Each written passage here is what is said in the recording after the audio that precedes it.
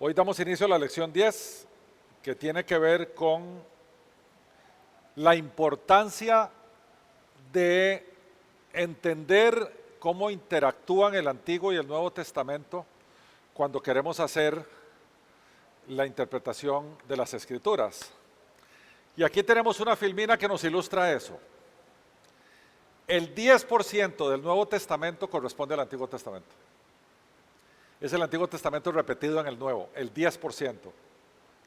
Y vean los libros más citados en el Nuevo Testamento. El libro del profeta Isaías es citado 419 veces en 23 de los libros del Nuevo Testamento. Salmos 414, Génesis 220, 260, Éxodo 250, Deuteronomio 208, Ezequiel 141, Daniel 133, Jeremías, Levíticos, Números, etc. Esos son los más citados, no son todos. Porque los citados son todos menos Esdras, Nehemías, Esther, Cantar de los Cantares, Lamentaciones, Abdías, Nahum y Sofonías. Dijo, ahí puse Sofonías, ¿vieron? ¿Ah?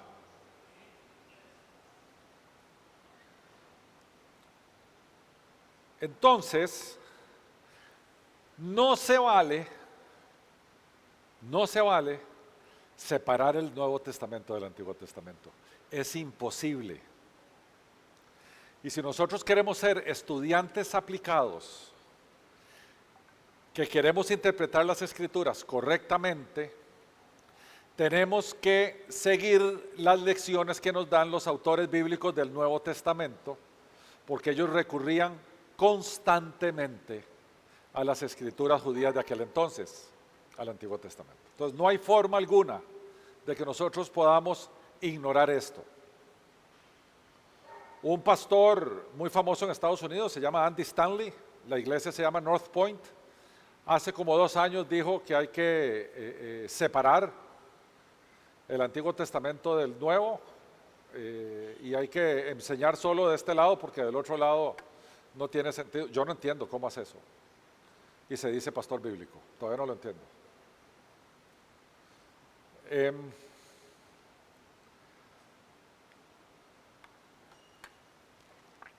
Jesús, cuando iba caminando, los dos, aquellos después de que Jesús resucita, iban camino a Emaús. Vean lo que dice Jesús, vean lo que dice el texto de Lucas. Está en Lucas 24, 26, 27. Antes de esto Jesús ya venía caminando con ellos y ellos no se dieron cuenta que era Jesús. Y ellos le dijeron, entonces vos sos el único que no se ha dado cuenta de lo que acaba de pasar. Y estaban asustados y ya se iban saliendo de Jerusalén. Y les dice Jesús, insensatos y tardos de corazón para creer todo lo que los profetas han dicho. ¿No era necesario que el Cristo padeciera estas cosas y que entrara en su gloria?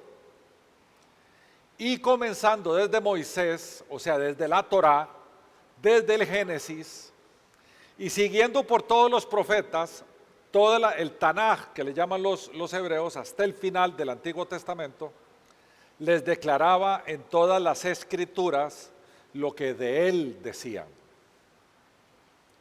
Entonces, ignorar el Antiguo Testamento es ignorar lo que las Escrituras hablan de Cristo. Así de peligroso es decir que uno es neotestamentario nada más.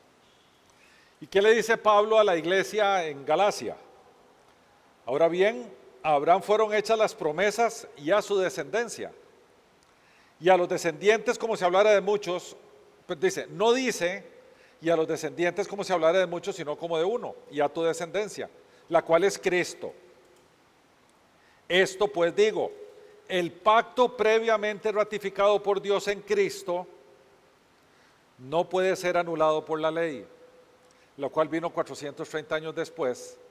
Esto habría invalidado la promesa. La promesa viene del Antiguo Testamento. La promesa no es neotestamentaria, es veterotestamentaria. Entonces, ¿cómo ignorar la parte de la promesa y solo centrarse en el cumplimiento de la promesa? Si no entendés cuál fue la promesa, no puedes entender cómo se cumplió. De ahí la importancia de esta relación intertestamentaria. Vamos a ver cómo los escritores del Nuevo Testamento conocían y citaban el Antiguo Testamento y respetaban su autoridad como palabra. De nuevo regresamos a Pablo en Gálatas y dice, y la escritura, esa escritura que está aquí, esta que está aquí, se refiere al Antiguo Testamento. Recordemos que a este momento el Nuevo Testamento no estaba todavía compilado. Y a la escritura, previendo que Dios había de justificar por la fe a los gentiles, dio de antemano la buena nueva a Abraham diciendo, en ti serán benditas todas las naciones, no la nación de Israel, todas las naciones. De modo que los que tienen fe son bendecidos con el creyente Abraham. Y a Timoteo, Pablo le dice, y que desde la niñez has sabido las sagradas escrituras, las cuales te pueden hacer sabio para salvación, por la fe que es en Cristo Jesús. O sea, en las escrituras, en el Antiguo Testamento al cual se estaba refiriendo Pablo, está la doctrina de la salvación por la fe en Cristo. Para que vean ustedes la importancia de esto. Vamos a ver el uso que Jesús hizo del Antiguo Testamento. Juan 5:9. Juan 5:9. Escudriñad las escrituras, o sea, el Antiguo Testamento, porque a vosotros os parece que en ellas tenéis la vida eterna, y ellas son las que dan testimonio de mí. ¿Qué está diciéndole Jesús? Regresen al Antiguo Testamento a estudiarlo, porque el Antiguo Testamento da testimonio de mí. Esto lo vimos el miércoles pasado en la Eclesía del Este, sobre la diferencia de Cristo y de Jesús. Que esto tiene que ver con la doctrina de la doble naturaleza de Jesucristo, donde Él es verdaderamente Dios, verdaderamente hombre. Como es verdaderamente Dios, Él se revelaba a los hombres en el Antiguo Testamento. Como es verdaderamente hombre, Él nació de María y murió en la cruz. Entonces, ¿de quién daban testimonio las Escrituras? De Cristo, de la segunda persona de la Trinidad, de la única revelación de Dios a los hombres, de la revelación de su gloria. Entonces, lo que nos está diciendo aquí el Señor es que Él era el que revelaba las cosas allá atrás en el Antiguo Testamento. El miércoles hicimos esa pregunta. Dijimos, ¿quiénes creen ustedes que es Jehová?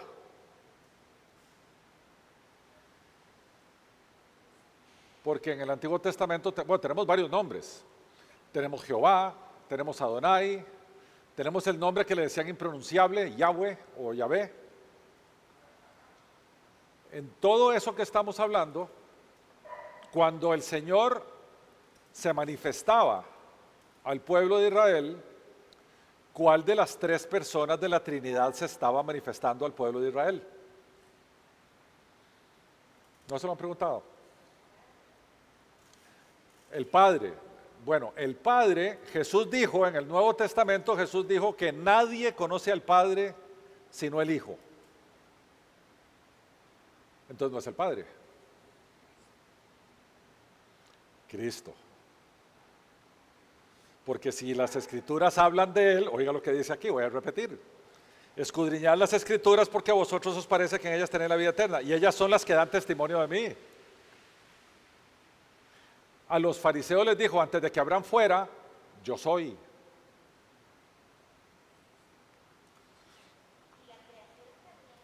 La creación, dice, así empieza el Evangelio de Juan, ¿verdad? En el principio era el verbo y el verbo era con Dios y el verbo era Dios. Es el verbo a través del cual se hicieron todas las cosas y sin Él todas las cosas no hubieran sido hechas. Por lo tanto, el decreto de la creación lo emite el Padre. Pero ¿quién es el ejecutor de la creación?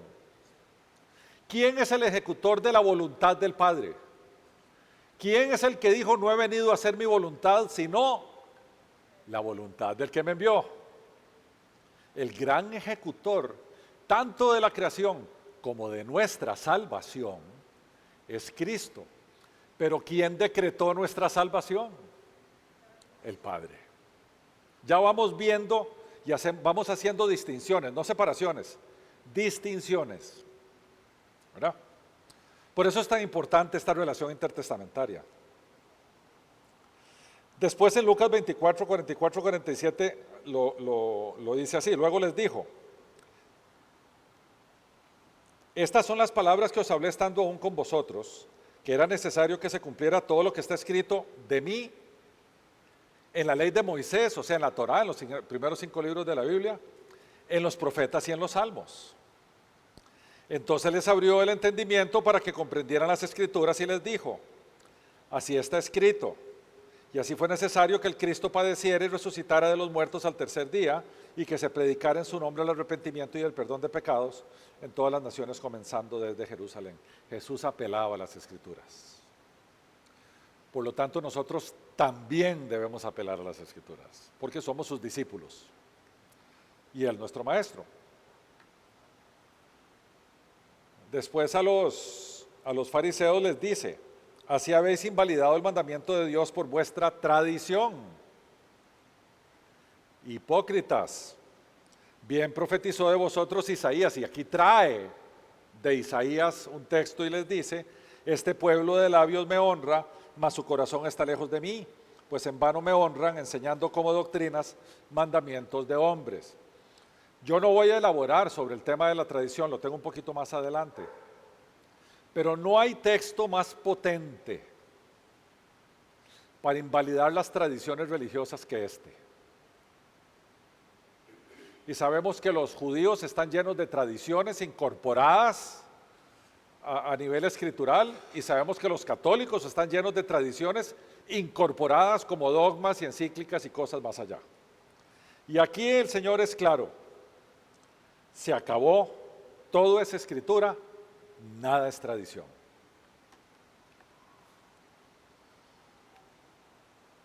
En el Antiguo Testamento es donde se revelan con más evidencia los atributos de Dios.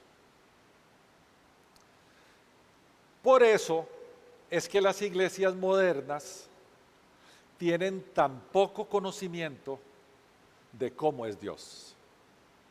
Porque las iglesias modernas se concentran en el Nuevo Testamento, particularmente en Jesús como el amoroso ser que fue o que es. Pero resulta que Jesús no es solo amor. Acabamos de pasar un texto donde le dijo a los fariseos: hipócritas. En Mateo 23 les dice: serpientes, sepulcros blanqueados que por fuera lucen bien y por dentro están llenos de carroña. Ese es el Jesús de amor. O el Jesús de amor que dice que no le deis las perlas a los cerdos. O sea, no vaya a proclamar el evangelio y la escritura a aquellos que lo van a agarrar y lo van a tirar al barrial. ¿Dónde nosotros vemos al Dios de santidad, al Dios de justicia, al Dios todopoderoso con la palabra incluida, que solo se cita una vez en el Nuevo Testamento en Apocalipsis? Todas las otras veces es atrás en el Antiguo Testamento. Al Dios inmutable, etcétera, etcétera. Al Dios supremo, al Dios soberano y todos los atributos que tenemos ahí. Al Dios de gracia y misericordia. Dice: no, pero el Dios del Antiguo Testamento no era de gracia y misericordia. Empezando por el Génesis,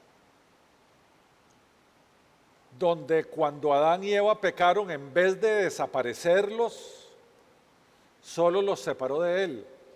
Y cuando se avergonzaron de su pecado, tomó una piel de un animal y les cubrió su pecado, siendo ese el primer acto de gracia que hay en la Biblia. Después vemos, con el correr de la historia de la redención, cómo vez tras vez su misericordia y su gracia era aplicada al pueblo de Israel, mientras que el pueblo de Israel se iba tras dioses extraños y cometía pecado y lo rechazaba, y él seguía en gracia y misericordia con ellos. ¿Cómo alguien se atreve a decir que el Dios de la parte izquierda de la Biblia no le gusta, que solo le gusta el Dios de la parte derecha de la Biblia. Bueno, ojalá que le guste el Dios de la parte extrema derecha de la Biblia en el Apocalipsis, porque es el mismo de la parte izquierda.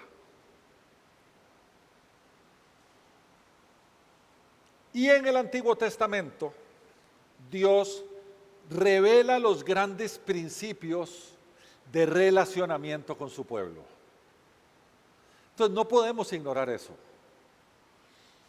Si queremos tocar la principal doctrina o la primera doctrina que se enseña en todos los cursos de teología, la primera de todas, se llama la doctrina de Dios.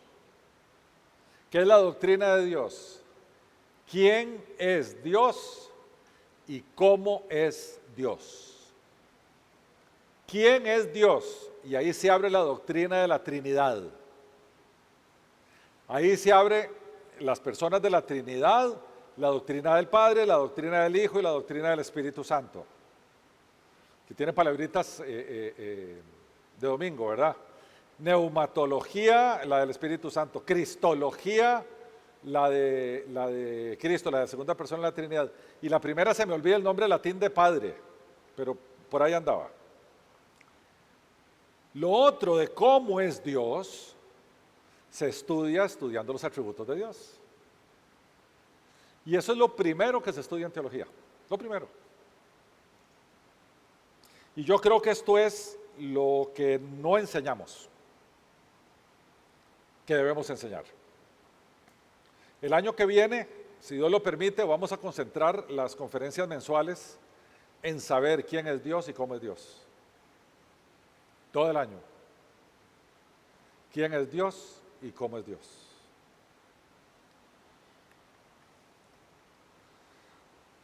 Ok, ¿cómo usaban los autores del Nuevo Testamento el Antiguo Testamento? Ahora ya vamos a ver precisamente la forma como ellos lo hacían. En algunos textos lo vemos como una fórmula de introducción. Mateo 4, 6, 8 dice: por eso también David habla de la bienaventuranza del hombre a quien Dios atribuye justicia sin obras, diciendo: bienaventurados aquellos cuyas iniquidades son perdonadas y cuyos pecados son cubiertos. Bienaventurado el hombre a quien el Señor no culpa de pecado. Que hay una introducción al discurso que Jesús va a dar. También usaban varios pasajes y los combinaban. Pablo en 2 Corintios combina Éxodo 29:45 con Isaías 52:11. Leamos 2 Corintios 6, 16, 18. ¿Y qué acuerdo hay entre el templo de Dios y los ídolos? Y vosotros sois el templo de Dios viviente, como Dios dijo. ¿Cómo como Dios dijo? ¿Dónde dijo Dios eso? Bueno, allá en Éxodo dijo: habitaré y andaré entre ellos y yo seré su Dios, ellos serán mi pueblo. Por lo cual, salid en medio de ellos y apartados, dice el Señor, y no toquéis lo impuro, y yo os recibiré y seré para vosotros por padre, y vosotros me seréis hijos e hijas, dice el Señor Todopoderoso. Ahí está 29:45 y 52:11 combinados. Porque Pablo usaba mucho eso. En el famoso texto de Romanos 3, donde dice: no hay quien busque a Dios, no hay uno solo, porque todos pecaron, todos han sido destituidos de la gloria de Dios, mezcla dos salmos. Esos son dos salmos.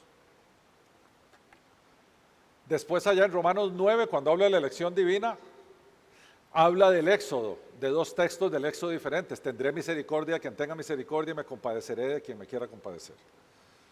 Entonces hacían una combinación de ambos. También transliteraban, no usaban el texto, no lo usaban textualmente, pero sí captaban la idea y la ponían como ellos la querían actualizar. Por eso uno dice, pero no dice lo mismo uno del otro, no. Era una transliteración, así es como le llamamos. Tomamos una idea y le cambiamos un poquito las palabras. Dice aquí, Romanos 15:12, Pablo dice, y otra vez dice Isaías, y cita al profeta Isaías: estará la raíz de Isaí y el que se levantará para gobernar a las naciones, las cuales esperarán en él. ¿Y qué es lo que dice Isaías cuando Pablo lo está citando? Acontecerá en aquel tiempo que la raíz de Isaí, la cual estará puesta por pendón a los pueblos, será buscada por las gentes y su habitación será gloriosa. Dice lo mismo con palabras distintas. Porque ellos no hacen como nosotros decimos, cita y el comillas, y entonces una cita y cierra comillas. En algunas ocasiones ellos toman el concepto y lo aplican, pero hacen referencia de dónde lo tomaron, como es el caso de Pablo ahora. ¿Cuál es mi recomendación? En todas nuestras Biblias están esas referencias marcadas, en todas nuestras Biblias. Siempre uno ve el textillo y hay como una letra de referencia en las notas y uno vuelve a ver y está el texto de referencia. Siempre vale la pena que cuando hay una referencia volvamos a buscarla para leerla, porque eso nos ilustra mejor el texto que estamos aprendiendo. Entonces, si de algo nos vamos a llevar hoy de la lección de relación intertestamentaria, es háganle caso a las referencias cruzadas que tienen sus Biblias, porque la gente se quemó las pestañas poniéndolas ahí. Si sus Biblias son electrónicas es más fácil, ahora vamos a ver algunos ejemplos de eso. Pero si son las Biblias, las impresas, todas las Biblias impresas traen, ya sea en una columna de la izquierda o ya sea abajo, traen las notas de referencia sobre los cruces con el Antiguo Testamento o con otros libros del Nuevo Testamento. ¿Okay? También los autores del Nuevo Testamento citaban las profecías del Antiguo Testamento que estaban viendo cumplirse. Por ejemplo, Isaías 7:14, que es tan famoso y que siempre lo decimos en Navidad. Por tanto, el Señor mismo os dará señal. La Virgen concebirá y dará a luz un hijo y le pondrá por nombre Manuel. Mateo lo cita en el capítulo 1 de Mateo y dice, todo esto aconteció para que se cumpliera lo que dijo el Señor por medio del profeta. Una virgen concebirá y dará a luz un hijo y le pondrás por nombre Manuel, que significa Dios con nosotros. Ahí Mateo nos hizo el favor de citarlo. Y probablemente en sus Biblias esté la referencia para que puedan devolverse a Isaías 7:14 y ver todo el texto. Porque eso nos enriquece. No solo veamos la cita, veamos el contexto de la cita. Porque eso nos enriquece en el texto que estamos estudiando. También en el Nuevo Testamento se usa mucho texto del Antiguo Testamento para conformar un principio o verdad.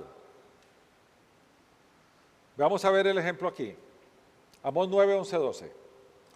En aquel día yo levantaré el tabernáculo caído de David. Cerraré sus portillos, levantaré sus ruinas y lo edificaré como en el tiempo pasado, para que aquellos sobre los cuales es invocado mi nombre posean el resto de Edom y todas las naciones, dice Jehová, que hace esto. Todas las naciones. Dice el libro de los Hechos de los Apóstoles. Cuando estaban Bernabé, lo voy a citar, no hace falta explicarlo, lo voy a citar y verán cómo solito se explica. Dice, entonces toda la multitud cayó y oyeron a Bernabé y a Pablo que contaban con grandes señales y maravillas había hecho Dios por medio de ello entre los gentiles. Cuando ellos callaron, Jacobo respondió diciendo, hermanos, oídme. Esto es se le llama el primer concilio de la iglesia, que fue una reunión que hubo en Jerusalén para determinar si los gentiles tenían que cumplir la ley o no. Dice, hermanos, oídme. Simón ha contado cómo Dios visitó por primera vez a los gentiles para tomar de ellos pueblo para su nombre. Y con esto concuerdan las palabras de los profetas, como está escrito. Vean la cita de Amós. Después de esto volveré y reedificaré el tabernáculo de David que está caído y repararé sus ruinas y lo volveré a levantar para que el resto de los hombres busque al Señor. Pero aquí en vez de decir todas las naciones, dice todos los gentiles, sobre los cuales es invocado mi nombre, dice el Señor, que hace conocer todo esto desde tiempos antiguos. ¿Por qué todos los gentiles? Es muy sencillo, porque todas las naciones que no eran Israel eran gentiles. Entonces, todas las naciones y todos los gentiles son como sinónimos. Pero en este caso, Santiago lo está citando con mucha propiedad, porque lo que se discutía era si los gentiles que ahora creen y le entregan su vida a Cristo, forman parte del pueblo de Dios. Eso era lo que se estaba discutiendo. Pero vean entonces cómo el mismo principio que se cita en Amós, a forma de profecía, Viene Santiago y dice, pero es que eso es lo que nos está pasando. Está tomando el principio y lo está confirmando. También ellos usaban para ilustrar o aplicar una verdad o principio. Y quiero detenerme con el tema de principios. Las escrituras tienen grandes principios. Esos grandes principios nosotros tenemos que tenerlos bien claros, porque son como las brújulas o los guías que nos ayudan a interpretar textos más oscuros. Por ejemplo, la soberanía de Dios. Ahora hablaba con Derek y Manu, que estábamos tomándonos un café antes de acá. Y Derek me decía que había estado con un par de gentes que les decían que ellos tienen poder. Que la oración, estamos hablando de la oración, que la oración lo que hace es que les otorga a ellos poder. Eso rompe con un montón de principios. Porque la oración es poderosa porque al que le oramos es poderoso. ¿Verdad? Y ellos están sacando de contexto un texto que hay en Lucas que dice el Señor, cuando los discípulos vienen, que vienen de dos en dos, que vienen de echar fuera demonios y sanar enfermos y cosas, se vuelve el Señor y les dice, he aquí os doy potestad de hollar serpientes y escorpiones y sobre todas las fuerzas, os doy poder y autoridad para hollar serpientes y escorpiones y potestad sobre todas las fuerzas del mal. Ahí no dice que aquí vuestra oración va a tener poder y autoridad, no dice eso. Dice que en el caso particular que ellos fueron y echaron fuera demonios y que entonces ahora si usted se encuentra con una fuerza del mal, usted tiene delegado poder y autoridad en Cristo, porque su espíritu de poder habita en uno para enfrentar esa fuerza del mal que tiene enfrente. Pero de ahí a pegar un salto olímpico a decir que mi oración tiene poder y autoridad, típico de textos sacados de contexto. Entonces, esos principios nos ilustran, son como faros. La soberanía de Dios, el señorío de Dios, la supremacía de Dios, nuestra condición de esclavos. Estos son principios que nos ayudan mucho a dilucidar textos. 1 Corintios 1:19, que lo hemos estudiado aquí en las prédicas de Rolly, donde quiera que se encuentre.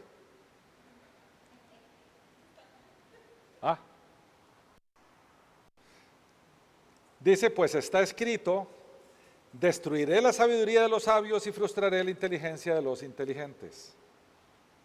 ¿Qué dice Isaías 29:14? Por eso, he aquí que nuevamente excitaré yo la admiración de este pueblo con un prodigio grande y espantoso, porque perecerá la sabiduría de sus sabios y se desvanecerá la inteligencia de sus entendidos. Desde el Antiguo Testamento, Él apela a su revelación y no a la inteligencia y a la sabiduría de la gente.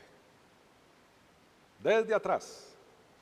Es una verdad que nosotros... O sea, si el Señor nos está diciendo que no hay ni inteligencia ni sabiduría con la cual nosotros, por nuestros medios, podemos llegar a Él, y ese es un principio, ese principio se repite varias veces. Nosotros no solo no podemos llegar a Él, sino no queremos llegar a Él. Por eso Juan en su primera carta dice que nosotros le amamos porque Él nos amó primero. Y al amarnos primero, nos elige, nos salva, nos pone su espíritu y a través de su espíritu lo amamos a Él de regreso. ¿Se acuerdan los del mi versículo predilecto de la Biblia, Romanos 5:5? Porque el amor de Dios ha sido puesto en nuestros corazones por el Espíritu Santo que nos ha sido dado. Entonces nosotros solo podemos amar a Dios con el amor que nos da el Espíritu Santo, y el Espíritu Santo está en nosotros porque Él nos amó primero. Entonces, no es por sabiduría ni es por inteligencia, como lo confirma Pablo y como lo había dicho Isaías anteriormente. Eso se constituye en una verdad o principio. Lo otro también, que usaba mucho Pablo, sintetizar una verdad o principio del Antiguo Testamento, también lo hacía. En Gálatas 5:14, Pablo dice, porque toda la ley en esta palabra se cumple, amarás a tu prójimo como a ti mismo. Él está trayendo el segundo mandato que Jesús dio como de los más importantes, y lo está trayendo porque Jesús mismo lo trajo de Levítico 19:18. No te vengarás ni guardarás rencor a los hijos de tu pueblo, sino amarás a tu prójimo como a ti mismo, yo Jehová. Los dos mandamientos más importantes que resumen toda la ley y todos los profetas, o sea, todos los mandatos habidos, los 613 mandatos y ordenanzas que están en la Torá y toda la enseñanza del Antiguo Testamento, Jesús la resume en dos grandes mandamientos. Uno está en Deuteronomio 6:4, en la famosa Shema. Oye Israel, Jehová vuestro Dios, Jehová uno es, amarás al Señor tu Dios con todo tu corazón, con toda tu mente, con todas tus fuerzas. Y el segundo lo saca de Levítico 19:18, amarás a tu prójimo como a ti mismo. El Señor no se inventó mandatos nuevos, ya estaban en el Antiguo Testamento. Ninguno es nuevo. Él no está diciendo les doy uno nuevo, le está diciendo, le voy a decir cuáles son los más importantes. Después en la última cena les dio uno nuevo. He aquí un nuevo mandamiento os doy. ¿Cuál fue ese nuevo? Que se amaran los unos a los otros como Él los amó. Y así el mundo conocerá que sois mis discípulos. Y después, y esto los que están aquí se congregan aquí en el oeste, que aquí tenemos solo, no, tenemos dos. No, dos. No, ahí está Mano. Ahí está Magdita, que cumple años. Derek también, de ahí estamos invadidos por el oeste, ya me di cuenta. Es que estoy aquí, estoy como centrado aquí. Que están viendo el libro del Apocalipsis. Ya van por Apocalipsis 19. Y estoy seguro que han lidiado con esto que está puesto aquí. Dice, también el Nuevo Testamento usa el Antiguo Testamento dentro del lenguaje apocalíptico. El lenguaje apocalíptico es una forma, un estilo literario. De los 404 versículos que tiene Apocalipsis, 278 de ellos hacen alusión al Antiguo Testamento. O sea, un 68.8% de los versículos. Entonces, no hay manera de que uno estudie el Apocalipsis sin estudiar el Antiguo Testamento. Y estoy seguro que esa ha sido la experiencia de ustedes. Constantemente Rolly los debe haber trasladado al Antiguo Testamento. Cada jueves deben ir a hacer visitas al Antiguo Testamento. Dice, algunos de estos versículos contienen 2 o incluso 3 alusiones al Antiguo Testamento. Y la mayoría vienen de otros libros que también tienen lenguaje apocalíptico. Éxodo, Isaías, Ezequiel, Daniel y Zacarías, para citar algunos, no son los únicos, pero para citar algunos. Entonces, Apocalipsis, que riñe entre los dos libros predilectos míos de toda la Escritura, Hebreos y Apocalipsis. Ninguno de esos dos libros es imposible de entenderlo y leerlo sin recurrir al Antiguo Testamento. Hebreos, que es el libro que más se relaciona con el Antiguo Testamento de todos, y Apocalipsis, porque el lenguaje apocalíptico viene del Antiguo Testamento y lo aplica correctamente en el libro. Entonces, si queremos ver el lenguaje apocalíptico y comprenderlo, no podemos escaparnos de regresar al Antiguo Testamento con sus menciones. Vean, por ejemplo, este es un ejemplo. La visión del apóstol de los 7 candelabros de oro en Apocalipsis 1. En Apocalipsis 1 Jesús se le aparece a Juan en Patmos y a Juan casi le da un patatús. ¿Y cómo vio a Jesús? En medio de 7 candelabros de oro. Y uno dice, ok, ¿y eso qué quiere decir? Váyase al capítulo 4 de Zacarías, ahí está. Ahí están los candelabros de oro. O al final del Apocalipsis, en Apocalipsis 21:1, cuando habla del cielo nuevo y la tierra nueva, uno dice, todo eso es nuevo. ¿Qué va a ser nuevo? En Isaías 65:17 en adelante, y todo el capítulo 66 trata de eso. El Apocalipsis, pese a que es el último libro que se escribe, y es el último libro de la Biblia, está totalmente conectado con los primeros libros de la Biblia. Al punto que en Apocalipsis 21 nos encontramos el árbol de la vida que estaba en el Edén en el capítulo 3 de Génesis. Entonces sí, tenemos todas esas relaciones. Y por supuesto, La evidencia de que la Biblia es inspirada por Dios la encontramos en la identificación del Mesías. Hay más de 300 profecías en el Antiguo Testamento que se convierten en requisitos que debía cumplir aquel que iba a ser llamado Mesías o que era el Mesías esperado del pueblo de Israel. Más de 300 profecías. O sea, esto es imposible que se haya cumplido de casualidad. Y Jesús, su forma de autonombrarse o de autollamarse predilecta, era la forma como los judíos conocían e identificaban al que iba a ser el Mesías, el Hijo del Hombre. Vean qué interesante este tema del Hijo del Hombre. Jesús en los 4 evangelios lo menciona más de 70 veces. Más de 70 veces.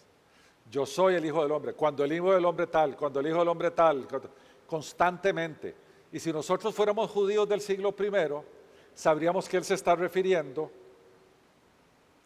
al capítulo 7 del libro del profeta Daniel, donde habla que un Hijo del Hombre iba a venir y que a tal Hijo del Hombre se le iba a dar todo el poder y todo lo, como lo vamos a ver ahorita. Es el libro donde mejor se destaca el Mesías que había de venir. Entonces Jesús en más de 70 ocasiones en vida dijo, yo soy ese. Y se remitía para atrás. Aquí tengo una, pero hay más de 70. Mateo 20:28 dice, como el Hijo del Hombre no vino para ser servido, sino para servir y para dar su vida en rescate por muchos. Esa es una de tantas. Dice así, nos vamos a devolver para ver cómo lo menciona Daniel. Dice Daniel, miraba yo en la visión de la noche, y he aquí con las nubes del cielo venía uno como un hijo de hombre. Este de aquí, este es el tema. Como un hijo de hombre, que vino hacia el anciano de días, o sea, estaba sentado un ser celestial de blanco, eterno, y le hicieron acercarse delante de él. Y vean lo que sigue. Y le fue dado dominio, gloria y reino, para que todos los pueblos, naciones y lenguas le sirvieran. Su dominio es dominio eterno que nunca pasará, y su reino uno que no será destruido.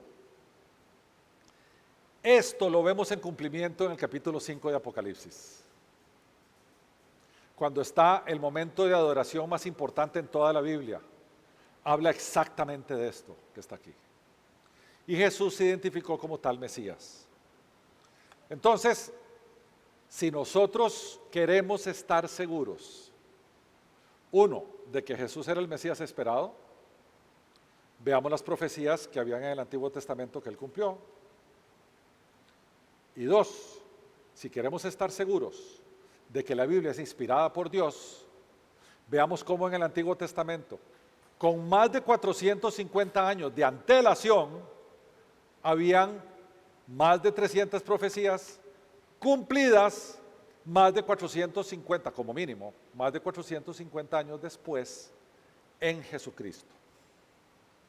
Por lo tanto, el ser que inspiró a los autores bíblicos del Antiguo Testamento es el mismo ser que conocía lo que él iba a hacer en el Nuevo Testamento y decretó que pasara. De forma tal que entendemos que tanto el Antiguo Testamento como el Nuevo son inspirados por Dios. ¿Por qué digo decretó que pasara?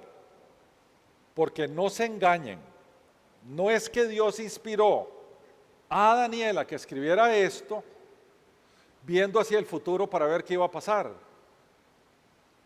porque así habría una incertidumbre allá adelante.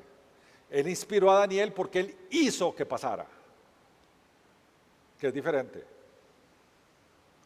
O sea, una cosa es que él vea lo que va a pasar y entonces inspira la profecía, y otra cosa diferente es que él diga, esto es lo que voy a hacer, y fue y lo hizo. Son dos cosas distintas. Una es preconocimiento, la otra es soberanía. Y él si no me equivoco, en el profeta Isaías, él dice, yo digo todo lo que ha de pasar y lo hago, y lo hago. No es que él ve para allá y dice, yo sé lo que va a pasar y por eso escribí esta profecía porque yo sé lo que va a pasar allá. Que podría ser, porque él sabe todo eso. Pero él lo sabe porque él es el que va a provocar que pase. Porque todo está bajo su control. Ese es un plan en ejecución. Y el gran ejecutor es él. Vamos a dar unas sugerencias para cuando se quiere hacer esta relación testamentaria, cuando estemos interpretando pasajes bíblicos. Y estas, porfa, no se las salten.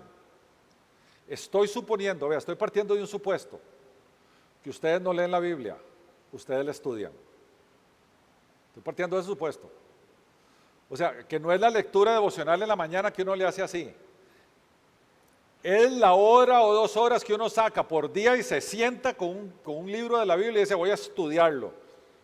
Y entonces toma los recursos que vamos a ver en la siguiente lección para estudiar ese texto. Porque esto es importante.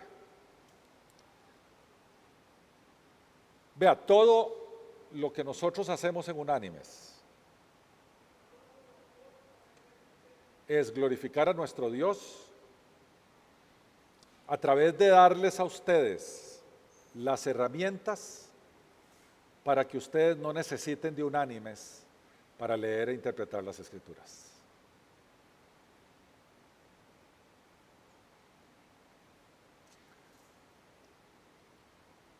Voy a decirlo otra vez. Nuestra idea y nuestro propósito es glorificar a nuestro Señor a través de darles a ustedes las herramientas para que ustedes puedan interpretar las Escrituras sin necesitar a Unánimes. Para eso es este curso. ¿Okay? Nosotros en Unánimes no tenemos el menor interés que venga gente a calentar bancas, a recibir un mensaje, e irse y después voy a ver cuándo vuelven otra vez para volver a aprender más. Esa no es nuestra misión. Nuestra misión es que ustedes tengan todo lo que necesitan para hacer una correcta interpretación de las Escrituras y estamos para cuando hay dudas, pero la enseñanza y el autoestudio tiene que ser de ustedes. Entonces ahora sí, regreso aquí. Sugerencias finales.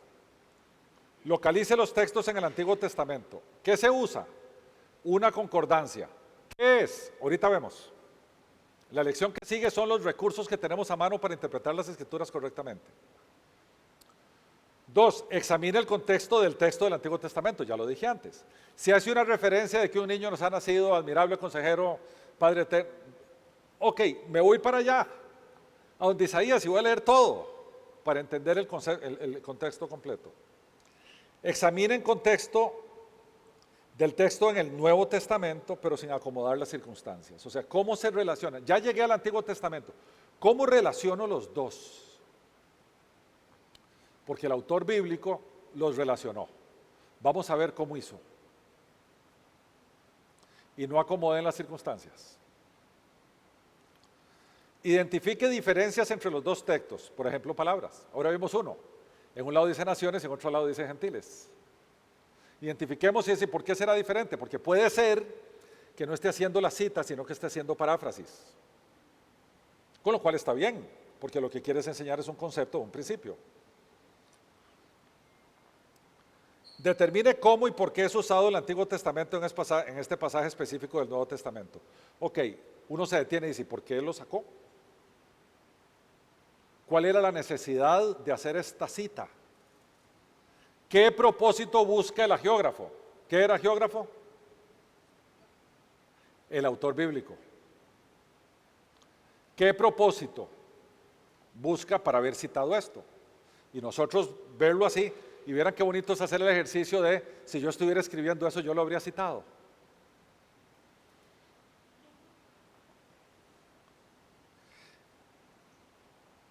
Esto que viene es muy importante. Tenga presente que Dios trataba en el Antiguo Testamento con su pueblo de forma corporativa. mientras que en el Nuevo Testamento lo hace de forma individual. El Antiguo Testamento, salvo los primeros capítulos de Génesis, trata de la historia de Dios con el pueblo de Israel. Dije con el pueblo de Israel, no dije con Moisés, no dije con Isaías, no dije con Miqueas, no dije con Elías. Donde vemos el Antiguo Testamento, vemos cómo Dios trataba con su pueblo. El pacto del Sinaí, ¿con quién lo hizo? ¿Con una persona? No, lo hizo con un pueblo. Y el pueblo se comprometió en coro a decir, nosotros nos comprometemos a cumplir esto. El Señor mandaba constantemente profetas, ¿a quiénes? A los reyes, al pueblo, a los sacerdotes, para que se enderecen. Todo el Antiguo Testamento es una historia de cómo Dios trató con esa nación que Él formó allá en el desierto, que les dio leyes y les dio cosas y los llevó a una tierra prometida. ¿Qué pasó en esa tierra prometida? Pasaban las guerras y las cosas y cómo Dios guardaba a su pueblo. Entonces, cuando vayamos al Antiguo Testamento, por favor, no saquen versículos individualizándolos. Es que a la viuda de Elías le dijo, y entonces saco a la viuda de Elías y entonces ahora vengo a decir que yo tengo que ser como la viuda de Elías. Versículo predilecto de la gente que le roba dinero a la gente en el Evangelio de la Prosperidad. Les fascina usar la viuda de Elías. No la viuda de que era viuda de Elías porque Elías se había muerto, era una viuda donde Elías llegó. Y dicho sea de paso, las interpretaciones torcidas para abusos en las iglesias usualmente son textos del Antiguo Testamento mal interpretados, usualmente. Entonces tengamos mucho cuidado. Lo otro, el Antiguo Testamento se lee a la luz del Nuevo Testamento. No podemos ignorar las verdades reveladas cuando vamos a ir a estudiar textos que tienen esas verdades ocultas. Porque para aquellos estaba ocultos, pero para nosotros ya fue revelado. Eso lo dice en el Nuevo Testamento por todo lado. A nosotros se nos ha sido revelado el misterio de Dios. Entonces ya nosotros contamos con una revelación que los del Antiguo Testamento no tenían. Entonces ahora tenemos un lente para ir a revisar de regreso aquello y entonces empezamos a encontrar a Cristo por todo lado. Pero por favor no ignoren, ahora es al revés, no ignoren el Nuevo Testamento cuando regresen al Antiguo, porque estas son dos dichos serán. El Antiguo Testamento tiene escondido el Nuevo Testamento en él y el otro es el Nuevo Testamento revela los misterios del Antiguo Testamento. Entonces no podemos ignorar esto. No saquemos textos de allá sin hacer una conexión con la revelación del misterio en el Nuevo Testamento. Nunca lo hagamos, porque nos vamos a equivocar. Entonces estos son como consejos generales a la hora en que nos encontremos textos del Antiguo Testamento en el Nuevo, que nos encontremos referencias, o que estemos estudiando el Antiguo Testamento. Aquí sería la inversa. Si estamos en un texto del Antiguo Testamento que tiene una referencia cruzada al Nuevo, lo hacemos al revés. Nos vamos para el Nuevo para ver qué referencia le encontraron, estudiamos el texto y el contexto y luego nos devolvemos. Esa disciplina siempre tiene que estarse haciendo. Por eso yo quise dedicar una lección para esto, para relación intertestamentaria. Nosotros, en modo alguno, queremos enfocarnos en el Nuevo Testamento solamente. No lo vamos a hacer nunca. Tampoco vamos a ser de los que se enfocan en el Antiguo Testamento solamente. Tampoco lo vamos a hacer. Siempre los vamos a tener relacionados. ¿Ok? Bien. Vamos a hacer